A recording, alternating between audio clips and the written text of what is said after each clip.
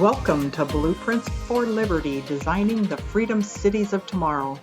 This is a podcast that explores the visionary concept of freedom cities and how we can create living environments that prioritize individual liberty, social harmony, and equal opportunities for all. We look back through history to see how the past informs the future and how people can self-organize in their communities to support self-sufficiency. We also look to develop leaders that are moral and ethical in a world that is spinning out of control. Tune in to be part of the conversation shaping the future of our communities. Hello and welcome, everybody. Today I have Jamie Mann with the Amaryllis Project. She's from Canada. We're such good neighbors that sometimes it's hard to, in my opinion, draw a line between us. Right. I So agree. I think a lot of the culture is the same. And since we're going to be talking a lot about culture today, I think that's really important. I reached out to Jamie because she and I have a shared passion, I guess, for the concept of conscious leadership.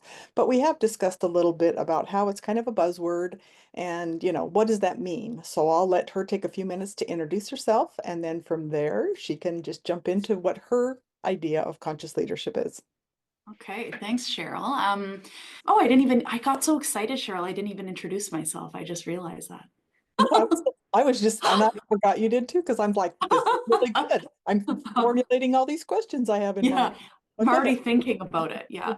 Okay. Oh my gosh. Mhm. Introduce yourself.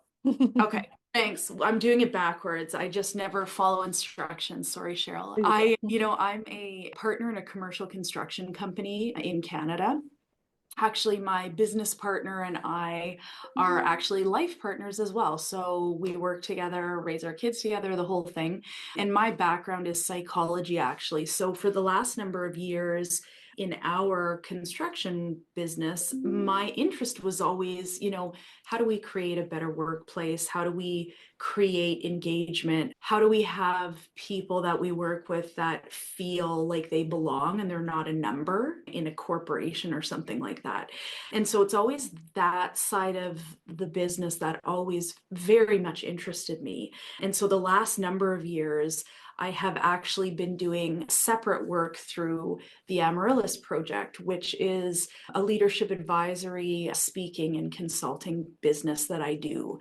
And so I kind of split my time between the two. And then I think I was just telling you prior to us hitting record that I'm doing my master's in the psychology of leadership through Penn State. So I've always really been interested in what we can do to be a little bit better than we were yesterday.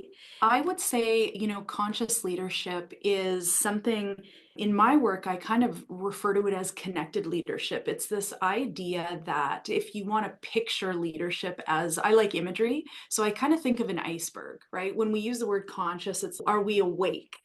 And when I think of an iceberg, there is so much under the water. And so somebody who is committed to conscious leadership or being connected has to be aware of a whole lot of things. First of all, aware of what they bring to any situation, aware of their preferences, their biases, how they come across, how they can tweak their behavior a little bit better to get a more effective outcome. And it's this idea that there's always something more we can learn. So there's definitely a real commitment to continuous learning and being curious. And I think, that's why it resonates with me so much because there is always something more to learn.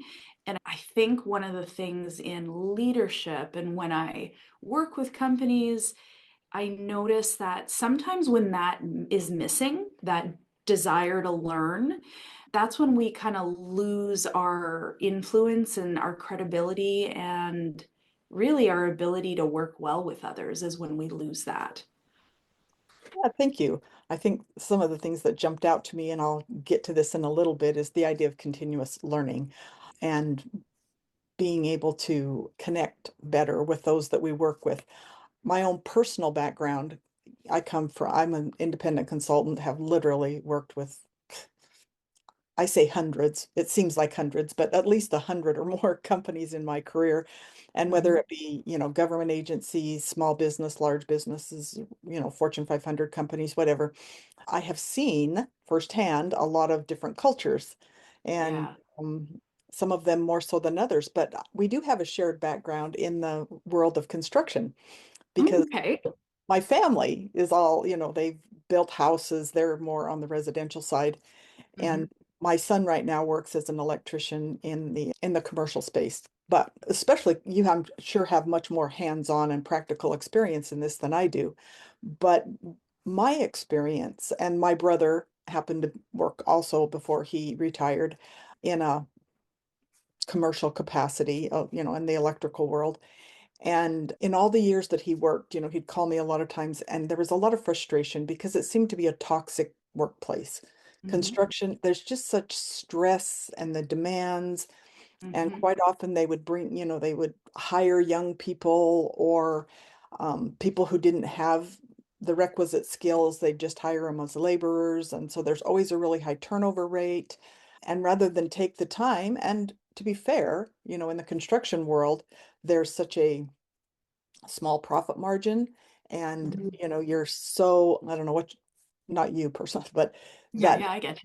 the industry is so, I don't know the word I'm looking for.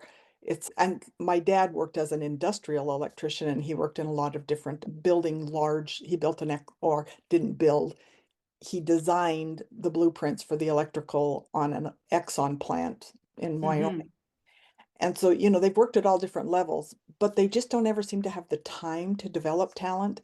So there's high Mhm. turnover rate, there's people frustrated. You didn't know how to do this right. We don't have the Right. time to teach you, but we don't have the money to hire, anyway, you know. Yeah, no, there's a lot of moving parts, and there's a lot of things that are happening actually in the industry that's caught like kind of exacerbating some of that stress. So, there's the stats in Canada. I'm not sure of the exact stats in the U.S., but there's a lot of seasoned tradespeople, right, that have been retiring and that are set to retire in the next 5, 10 years, which is putting a huge squeeze on finding talent and getting talent up to speed to those levels, those skill levels. And so that's one of the things that's happening when we think about, even just the complexities about getting the right materials to where they need to be on time without delays or plant shutdowns or tear offs.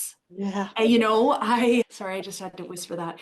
But there's so many things happening that can get in the way of a project running smoothly. And at the same time, where I live, we have like very extreme seasons. So when it's warm out and we can get in the ground, there is a massive push. And, unless the weather is so bad we physically can't work, we're working.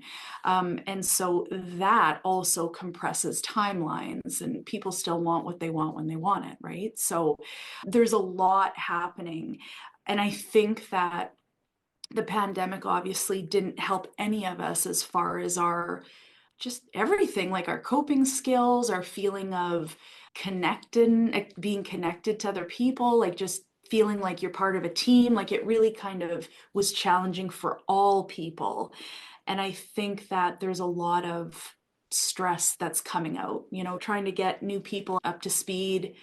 There's the pressure to get the stuff done. There's problems getting materials. There's, a lot happening. And some of the simple things, I think, is what we forget often. The things that actually make a difference in our workplaces, in our leadership.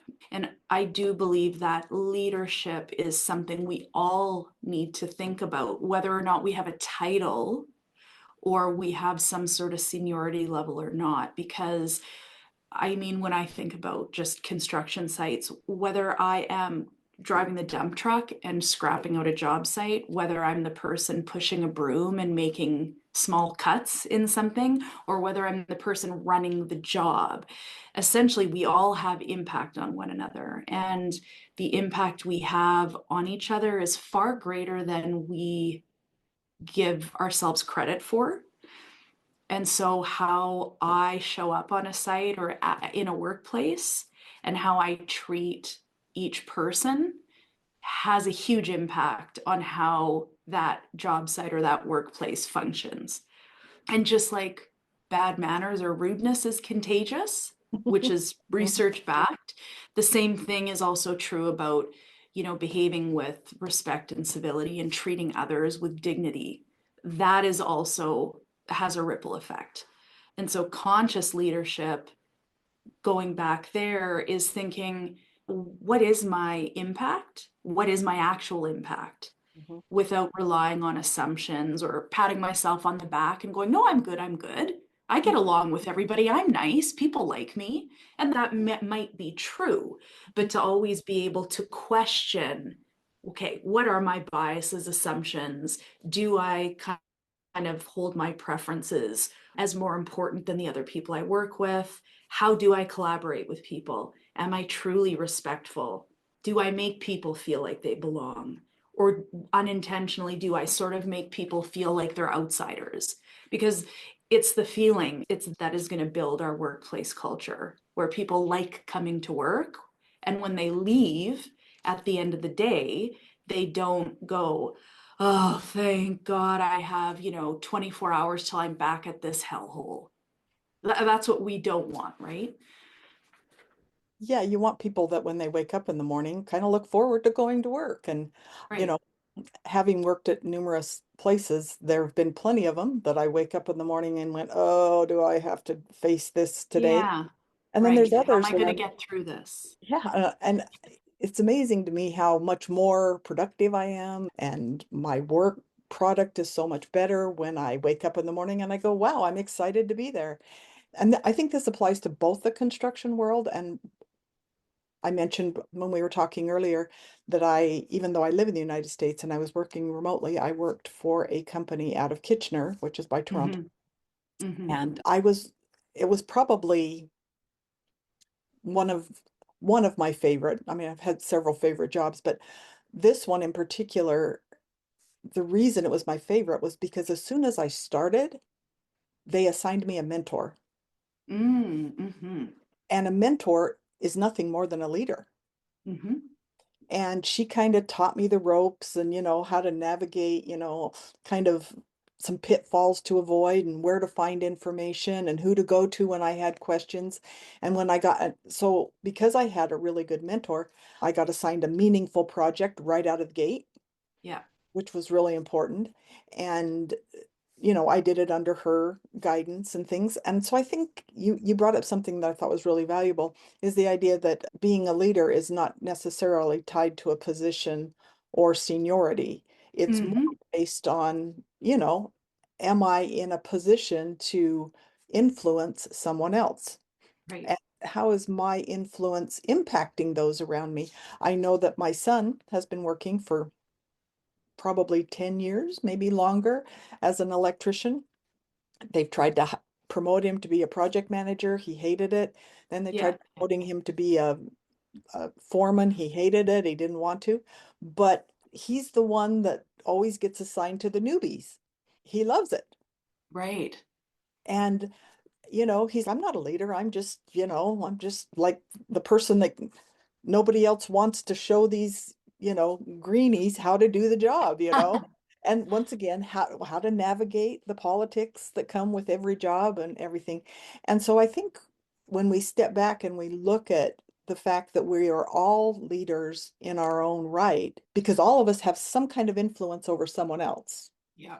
that it then becomes more imperative for us to really, like you said, examine ourselves and look inward and say, okay, how am I influencing someone else? Right. And Yeah. not just one person, but it could be multiple people in different capacities. So I don't know. Right. And that kind of goes back to, so I'll circle around here, back to, learning and development. If I'm going to look inward, then I need to examine whatever I examine and come out with. I need to go, oh, what do I need to learn to improve my leadership skills and be a better person of influence? So I'll let you Right. run with that.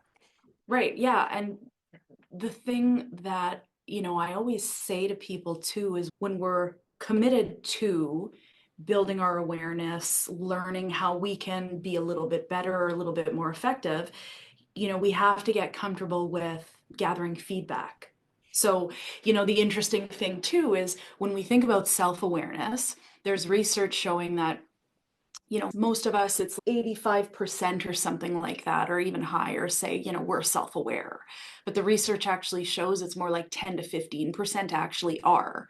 So the key here is we can build our own self-awareness, which is still very important, but because it's so tricky to do in a vacuum, I do need to get comfortable gathering feedback from the people in my network, the people in my workplace, the people in my leadership circle or whatever, and have both of those pieces. So I'm still doing the inner work and I'm still being open to considering my impact and how I am and all this, but I'm also coupling that with trusted outside feedback. And when I take those two together, I really build a solid awareness of truly what I'm bringing and where my gaps are, my learning opportunities. And when we get feedback from people, the other thing to remember is, of course, we don't have to take it all. That's the other thing. That's why sometimes people are scared of feedback. Well, for a couple reasons, right? Because our egos can be very sensitive sometimes, but also it's that idea like, oh, but if I get the feedback, I have to take it. And I don't know if I want to take it. And that's a choice. We don't have to take all of the feedback we get. We do have a choice to look at it critically with a critical eye and make the decision which pieces really resonate and make sense to me and which pieces maybe aren't mine to take on. Because again, like humans are messy. Sometimes I know, in the past I've received feedback that maybe I took really, one example actually, which maybe other women in leadership or really lots of us might resonate with, but there's certain things that perhaps we are supposed to be and not supposed to be, depending on who we are. So I like pink, I look like a girly girl, I like sparkly things. And so I remember, years ago, somebody kind of really harshly kind of said, "You're bossy." And I was like, and that really struck me because at the time, that was years ago, and I thought, bossy, that's horrible. But then, really looking inward, looking with perspective and a critical eye, that had nothing to do with me. That was somebody who had a perception of what I should be based on how I look, or perhaps what a woman should be based on all sorts of things. Because being bossy isn't a bad thing. We never say to a man, "You're bossy," and that's a bad thing. And so even being able to have a critical eye to look at what's happening around us, what are the biases that exist? Do I want to take that feedback on as my own, or is that coming from somebody else's perception or their bias? And, that alone, I didn't just dismiss because I didn't want to think about it. I kind of was like, let's look at all the evidence. Let's look at all the proof. What other feedback have I received in my life? Do I know the people giving me the feedback? Do I feel they know me? And so taking like all of that, being like critical about it. I don't want to hold that feedback and feel bad about it if it's not really accurate. And so when I work with people, and sometimes we do get feedback that lands really heavy in our guts and sits with us. Yeah. And it's, well, hold on, how true is that? Let's look at the proof. Let's look at all the other pieces of information. And I regularly kind of refer to the need for us to be like investigators, whether or not it's leadership or just in our families or how we connect with our friends. Let's be investigators, because we all come to the table with our own stuff. And so being a little bit more aware of how true is it? We don't have to take everything on and have it kind of impact us negatively, because just like it feels great when we get good feedback, I think it's also important to question that also, because we can get in a sort of leadership, dark zone of just not being aware, is when we have people around us always complimenting us and giving us positive feedback that maybe isn't accurate either. Mm-hmm. So it's really important to look at all the feedback we get, as an investigator. So with an investigator's eye, because that's the only way we can truly build our competencies and our skill sets accurately, is when we do that. Yeah, I like that holistic approach. And I things that kind of came to my mind as you were talking is sometimes, and my husband actually has taught me this one, is that people don't always choose the right word. True. And, I can tell you right now, I don't care if you're a male or a female. If you're bossy, chances are I'm not going to respond well to bossy. Mm-hmm.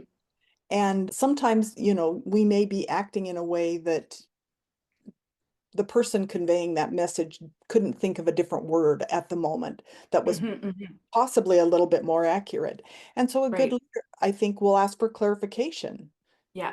They'll be like, okay, well, if that's the case, then what can I do to communicate more effectively with you? What's a better way of communicating with you?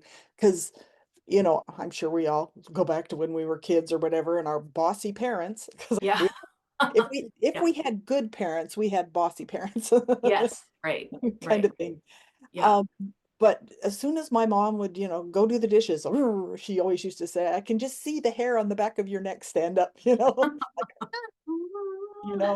and it would be, hey, the dishes need done. Do you mind going and doing them? And I'd be like, oh, okay. You know, Right. so I think though that type of communication is helpful. And another thing Mm-hmm. that came to my mind as you were talking was I'm into all kinds of things, but human design is one of them. And one of my profile is what they call a projector, which is the total opposite of what a projector, in my opinion, would be. I don't know how they, once again, talking about language, how they labeled that one, because a projector typically will sit back and wait to be Yeah. invited, Mm-hmm. right? And because I'm that type of personality naturally, people think, oh, well, you're not a leader because you don't lead. You don't go out in front and say, here. And it took me a long time as an independent consultant. You typically get hired because they don't have the subject matter expertise in-house, or they need additional bodies or whatever, and because of that, a lot of times, especially early on in a project, I would be brought in. And my first inclination is to sit back, take notes, listen to people, find out, what's currently been happening. Why is the project where it's at? Who are the different personalities? Who are the different people and the roles they play? And somebody came up to me one day and they're like, we didn't hire you just to sit there and take notes. We could have hired a note taker. Mm-hmm. Mm-hmm. And I was like, I've only been here one day. Yeah, getting my bearings. Getting my bearings. Well, and that's interesting too, because that makes me think of, I like all types of leadership assessments. I very frequently work with Gallup Strengths Finder.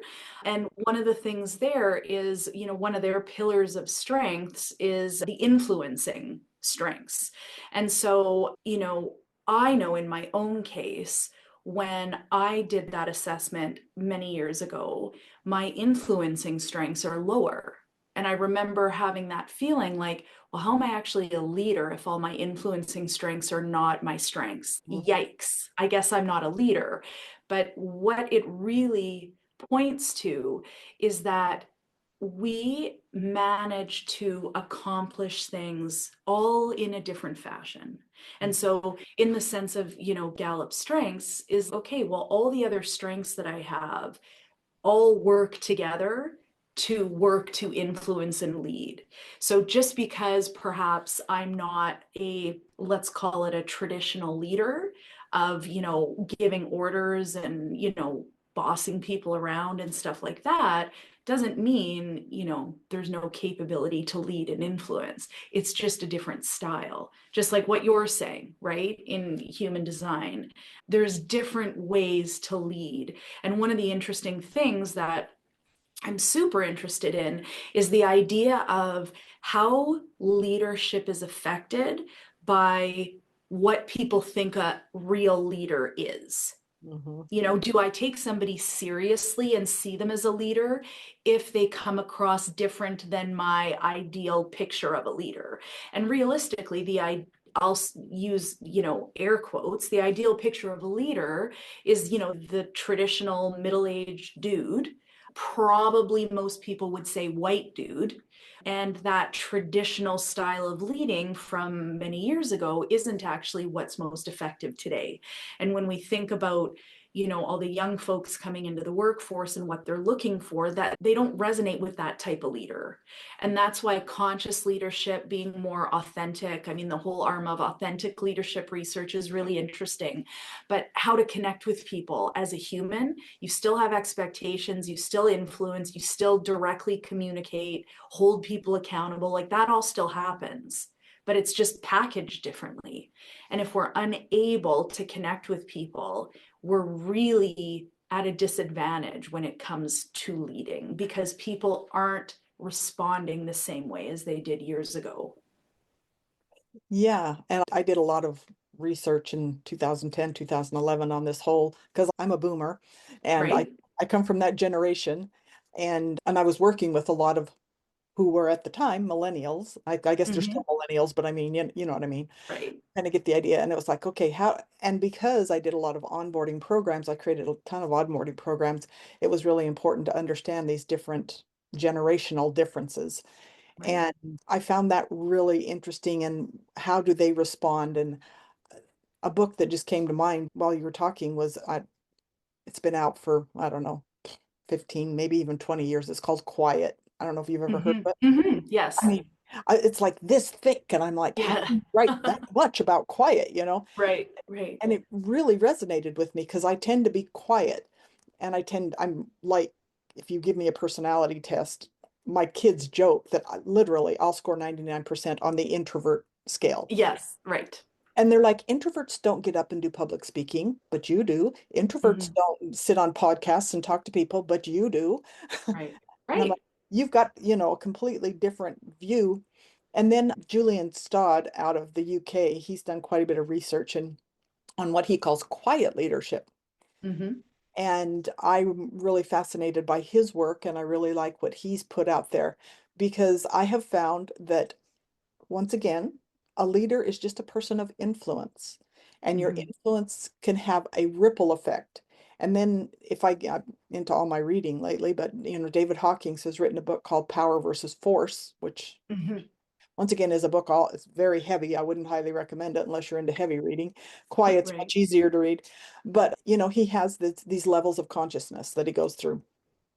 And as you get to the highest levels of consciousness, they refer to the few people throughout history, and I mean like thousands of years, that reach that level are people like Jesus, people like Gandhi, people like, you know, and yet when Jesus was alive, he was not known as a leader. As a matter of fact, he was known as a heretic, you know, Mm-hmm. and he wasn't a person that was at the Sanhedrin, and he wasn't, in all these places where all of the, lack of a better word, rich and famous people were, kind of thing. Right. Right. He was, Fancy people. yeah, he went down into the everyday people. But these people have had some of the most profound influence over time. Yeah. Maybe Yeah. in their lifetime, they didn't, you know, cause this wonderful ripple effect we would all like to have.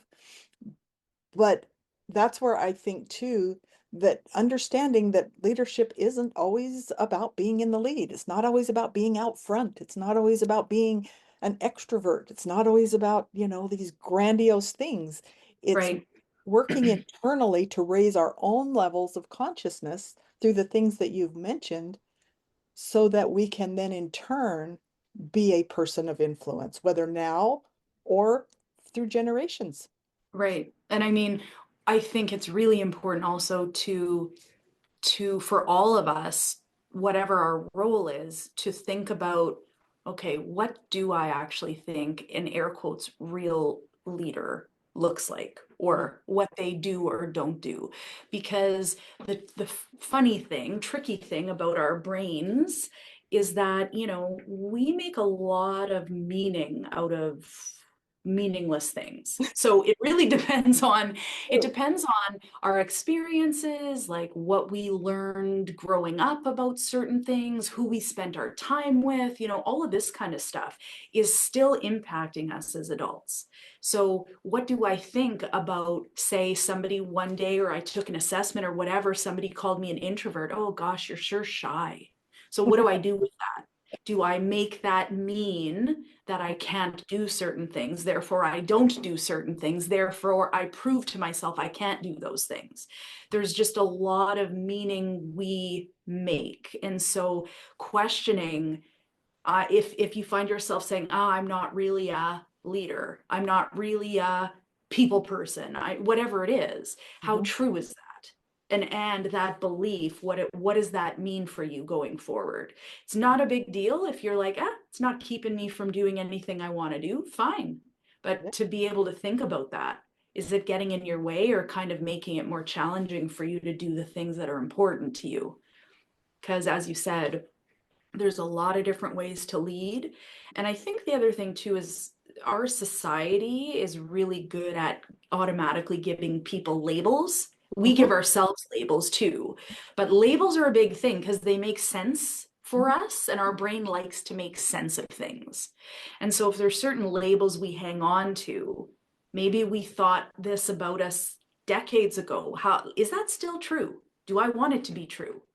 And like to think about those things, because if we do want to be curious, be learning, be developing, we do need to be on top of questioning these things, because what was true for us a year ago, 6 months ago, a decade ago, whatever it is, it's not necessarily true today.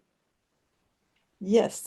And, I think kind of the last thing I want to cover a little bit is I think a leader, to me, the embodiment of leadership is being comfortable in your own skin. And yes, taking that feedback, and feedback isn't always going to feel good. I'm sorry. I Mhm. don't care how comfortable in your own skin you are. I don't care how Mhm. much, you feel like you're a really secure person. Yeah. Sometimes feedback hurts. And Mhm. generally, the feedback that hurts the most either comes from somebody we love or because it's true. Yeah. Even if it's just Right. a small part of it that's true. Yeah. We pick up on that. And even though they may have meant the 90% that isn't really quite as bad as we thought, we zero in on that 10% and go, oh my gosh, oh, I just want Yes. to bury my head in the sand. And Mhm. so to me, raising our levels of consciousness is all about being more comfortable in our own skin, learning, developing, and taking feedback and being willing to, because every time we do that, that creates that persona of we would all love to be like Mother Teresa. Mhm. We would all love to be like Gandhi. Whether you're a Christian and you believe what you believe about Christ is not really relevant. I don't think anybody, if you acknowledge that he lived, nobody's going to say that he was a bad person, Mhm. you know, but they were all comfortable in their own skin. And they were all people who were here to serve the greater good.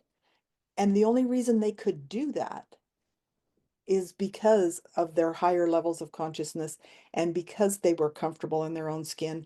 And I'm sure Jesus got plenty of negative feedback in his life. As a matter of fact, Mhm. I'm quite certain. And Gandhi and Mother Teresa and anybody else you want to pick, that we all tend to put up on a pedestal. So I think embodying that, that what's the word I'm looking for? What's the one word for comfortable in your own skin? Authenticity. Yeah, there you go. Yeah. Yeah. And that's the other piece of, when I kind of am working with people and working with this idea of connected leadership, it embodies that also, because we have to be, there's a couple different things. We've got to be connected to ourselves. This whole idea of who am I? What do I stand for? Where are my strengths and talents? Where are my opportunities? What am I just amazing at that people think of when they think of Jamie? They think blah, right? Knowing all that stuff and being aware of it and okay with it is one thing. And then being able to show up for others in a way that is consistent, credible, builds trust. You have a presence about you, whether it's a quiet presence or, a big presence, either Mhm, way.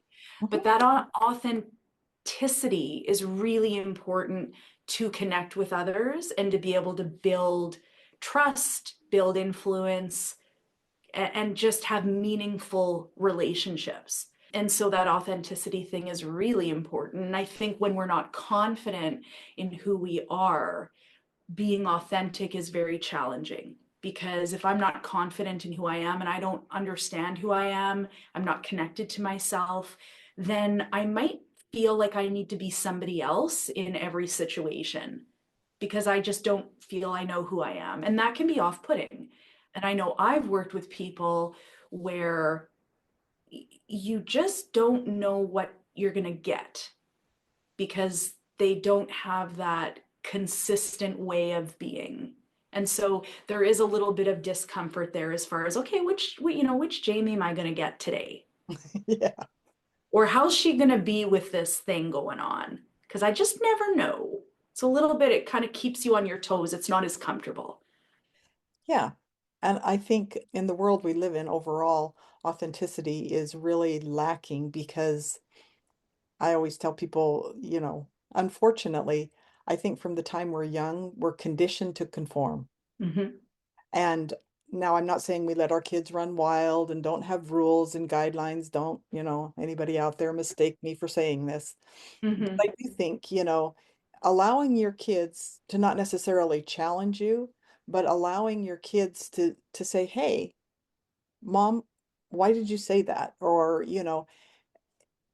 and then you develop those skills when you're young, and then you can transfer them into when you go to school, and maybe you can have that kind of relationship with a teacher. The best teacher I ever had when in high school was a teacher, and I loved him to death. I've always been very politically minded, and we were required to take a government class in ninth grade, and he and I were on opposite ends of the spectrum. I mean, Mm-hmm. we couldn't have been farther apart. Mm-hmm. But he treated me with respect.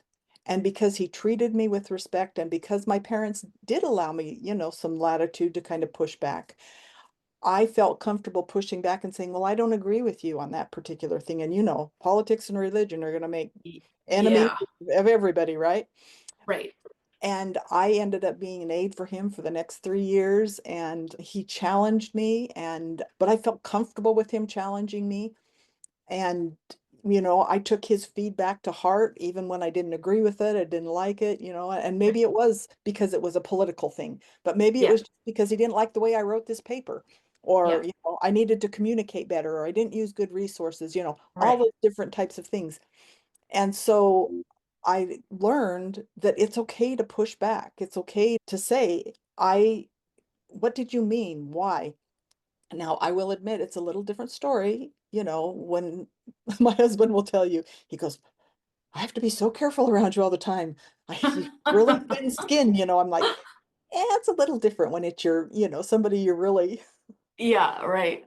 invested in. But I think that's what we need to do as leaders is just like my teacher did. We don't have to agree. We I don't have think we to, should assume we won't agree. right. As soon as we start realizing, like, why would I just assume we're all going to agree? Think of how different we all are, right? Yeah. So, how can we encourage productive conversation? And I think that starts by allowing people to be authentic Hmm. and not forcing them to conform. Yeah, Because once we allow them to be authentic, then they're going to feel more comfortable pushing back. And right. you can imagine it's been many years ago that I was in high school and had this teacher. But the last real long-term job I had was right before COVID. And I was at the University of California, and he was my favorite boss in the whole world. I got hired to be an instructional designer. When I got there, I did very little instructional design. I was there, I think, a year and a half. And but he asked me to do all kinds of things that I'd never done before, like data Mhm. analytics, instructional design, data analytics. Yeah, if I'm analyzing data about training, maybe, but no, not Right. procurement data, kind of thing. And then, I want you to take these kids under, because it was at the University of California, so we had these student interns, and nobody else wanted to, you know, manage them. So he thought, oh, you go manage them. Yeah. I'm a contractor. Why am I managing them? Kind of thing. Yeah. But because and I would push back and be like, I don't know how to do that. That wasn't what I was hired to do. It wasn't that I'm not unwilling to do it. I just want you to know that you're pushing me Right. outside my comfort zone. Hmm. And he's, no problem. I have confidence that you can do it. And I was like, okay. I loved that job. Right. That's one of those jobs I woke up every morning. As a matter of fact, I was in California, living in Virginia. I spent 3 weeks in California and 1 week in Virginia, which Yeah. my husband was traveling a lot, so it wasn't that big of a deal. But it was just like every time I got on that plane to go back there, I was like, I'm excited, you Right. know? And so, the idea that specific leader communicated and obviously made you feel like you got this. I know you can do it. I'm assuming that it was a guy, he. Yeah. He was very, it sounds like probably optimistic, Oh, hopeful, yeah. kind of uplifting. Yeah. Like all of that is so important to Hmm. keep people feeling excited and happy. And even when you have hard days, when you have that sort of energy around, it makes the hard days okay. And not only that, I mean, there was plenty of times I would come up to him, I'd be like, oh, I'm really challenged by these students or whatever. And he laughs. I wrote a book called The Ambition Quotient. It's all about managing people, believe it or not. And he'd laugh at me because he also was a publisher on the side and he published my book. So he had read it and he'd just laugh at me. He goes, go back and read your book. Yeah, take some of your own medicine there, Cheryl. I know. But we had that kind of relationship where he felt comfortable. And I would put my Excel spreadsheet together and I'd go show it to him and he'd be like, no, that's not even No. close. And I'm like, Yeah, and he's like, right, let me sit down. And one time I really don't have time to be showing you all this. So there's a guy over in IT that's really good at this. You right. got He'll this. take you through it. Yeah. Why I never, in all my years of working contract jobs and other W-2 jobs and things, it didn't seem that hard to be, for him in particular, to be that way. Right. It does seem to be hard sometimes for people. Yeah, it does. And sometimes, ego can get in the way. Hmm. Many times there can be leadership kind of challenges when, let's say I really don't feel comfortable relying on anybody else and their expertise, but at the same time, it seems crazy to think one person would know everything. But sometimes that's how people show up. I have all the answers, right? You don't worry your pretty little head. Look to me for all the things. But I just find that puts a kind of a barrier between people too. Because realistically, we are going to work better together when we are able to rely on each other for the certain strengths and talents and bits of knowledge that we have, because you're going to have different strengths and experience and knowledge and bringing that to me versus me having something different. And so when we put all that together in a way that you feel valued and included and like you belong and you've got the good feels, when I say, gosh, Cheryl, that was so awesome when you put that report together for me, I had no idea how to do that. You've made my life so much easier. Right? When I can say that to you, you've been able to use this talent you have. You feel good because I really appreciated it. And then that's how we work well together. But when I think, well, Cheryl, she doesn't know how to do this. Cheryl just started with us. I'll Yeah. figure it out. I'm the big boss here. That's what puts barriers in between us. And that's when you're gonna go, I don't know about this Jamie. There's just something about her, I don't know. Yeah. And Like, then, why'd she even hire me? Why'd she bring me right. here? So it's like all of that stuff. It's very simple. It is simple, but sometimes it's tricky to consistently show up in a way that's human because that feels a little bit scary. Yes, it does. So I yeah. agree. Well, I think in summary, if I were to walk away from this conversation with one key idea, it's that authenticity rules. Yeah. Yeah. And I would just like to obviously state the point, just to be 100% clear, is that is not easy to do also when we are in an environment when we are underrepresented. There's no way around it. If I am, say, the only female in a very male-dominated company who perhaps doesn't appreciate different viewpoints, it's Mhm. going to be pretty hard for me to show up authentically. So I just want to put that out there, because if anyone's listening going, oh, that's real nice, Yeah, sounds but good. it sounds good. And it's going to be tricky depending on where we're working and where we are. And my hope is that as more people are committed to sort of leveling up their leadership and looking at themselves to see what can I bring to the table to make everything better for everybody in our team, I'm hoping that the more people do that consistently, right, we are going to get to a place where people can truly be themselves in the workplace, and they feel like they belong. Yeah. And it's because we spend so much of our lives in the workplace, Right, it's important. It's right. it's really important. And so on that note, I appreciate your time today. Thanks so much. Yeah. Thanks, Cheryl. All right.